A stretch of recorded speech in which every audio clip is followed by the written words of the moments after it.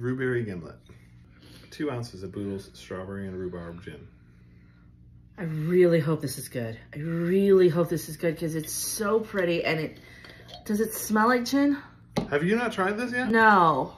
Oh, I'm not gonna spoil this for you. 1/2 ounce of lime juice.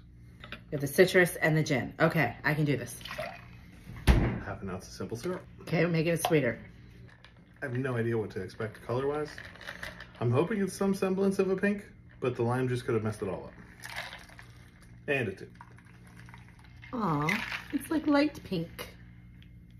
It's a delicate pink. So gimlets are supposed to be sour.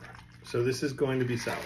I'm hoping that the gin strawberry comes through. Okay. Cheers to a Rhuberry Gimlet. This does not smell like gin at all.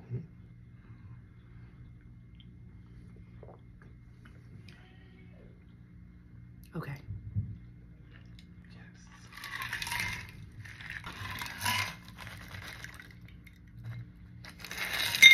Yeah, that'll do. Yes, finally. Super balanced. Super balanced. I don't taste one thing over the other. Nope.